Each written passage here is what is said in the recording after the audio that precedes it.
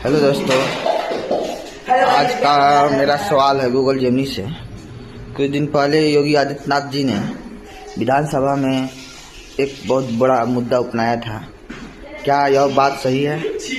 अगर यह बात सही है तो इस बात की सटीकता जानकारी लेने के लिए हम लोग गूगल जेमिनी से पूछते हैं, क्या यह सही जवाब है? विधानसभा में मुख्यमंत्री योगी आदित्यनाथ ने बांग्लादेश में दलित हिंदू युवक की हत्या का मुद्दा उठाते हुए विपक्ष पर दोहरे मापदंड अपनाने का आरोप लगाया। उन्होंने कहा कि गाजा पट्टी की घटनाओं पर आवाज उठाने वाले लोग बांग्लादेश और पाकिस्तान में हिंदुओं पर हो रहे अत्याचारों पर चुप रहते हैं। सीएम योगी ने बांग्लादेश सरकार को इस घटना पर कड़ा रुख अपनाने और निंदा प्रस्ताव लाने की बात कही। क्या यह सही है? मुख्यमंत्री योगी आदित्यनाथ ने हाल ही में उत्तर प्रदेश विधानसभा में बांग्लादेश के हालातों और वहां अल्पसंख्यकों विशेषकर हिंदुओं पर हो रहे हमलों को लेकर काफी तीखा रुख अपनाया है। आपने जो बातें पूछी हैं, उनके मुख्य बिंदु और उनकी सच्चाई नीचे दी गई है। 1. बांग्लादेश में हिंदुओं पर अत्याचार का मुद्दा।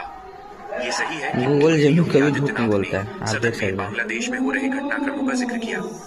उन्होंने विशेष रूप से वहां हिंदुओं और दलित समुदाय के लोगों के साथ हो रही हिंसा पर चिंता व्यक्त की। उनका कहना था कि जब दुनिया के किसी भी कोने में मानवता पर संकट आता है तो भारत हमेशा बोलता है, लेकिन बांग्लादेश के मामले में विपक्ष की चुप्पी उन्हें खटक रही है। 2. विपक्ष पर दोहरे मानदंड का आरोप। सीएम योगी ने विपक्ष पर कड़ा प्रहार करते हुए आरोप लगाया कि वे लोग जो फिलिस्तीन या अन्य वैश्विक मुद्दों पर तुरंत प्रतिक्रिया देते हैं, वे पड़ोसी देश बांग्लादेश में हिंदुओं पर हो रहे अत्याचारों पर चुप क्यों हैं? उन्होंने इसे विपक्ष का तुष्टीकरण का राजनीति करार दिया। योगी आदित्यनाथ ने तंज कसते हुए कहा कि वोट बैंक की राजनीति की वजह से कुछ लोग इस मानवीय त्रासदी पर बोलने से बच रहे हैं।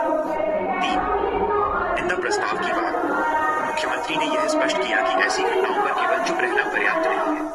उन्होंने संकेत दिया कि भारत और उत्तर प्रदेश की जनता इन घटनाओं से आहत है।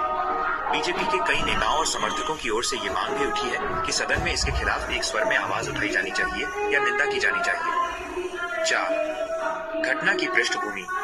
बांग्लादेश में हाल ही में हुए तख्तापलट और राजनीतिक अस्थिरता के बीच कई ऐसी खबरें और वीडियो सामने आए हैं जिनमें अल्पसंख्यक समुदायों के घरों, मंदिरों और व्यक्तियों को निशाना बनाया गया है। इसी संदर्भ में सीएम योगी ने बटेंगे तो कटेंगे जैसा नारा भी दिया, जो काफी चर्चा में रहा। निष्कर्ष, हाँ, आपकी जानकारी सही है। मुख्यमंत्री योगी आदित्यनाथ ने विधानसभा में पूरी आक्रामकता के साथ बांग्लादेश में हिंदुओं के खिलाफ हो रही हिंसा का मुद्दा उठाया और इसे सीधे तौर पर विपक्ष की राजनीति से जोड़ते हुए उन पर निशाना साधा। क्या आप इस विषय पर उत्तर प्रदेश विधानसभा में हुई अन्य बहसों या विपक्ष की प्रतिक्रिया के बारे में विस्तार से जानना चाहेंगे? नाथ जी ने सही कहा, कटेंगे तो बटेंगे और एक रहेंगे तो निक रहेंगे।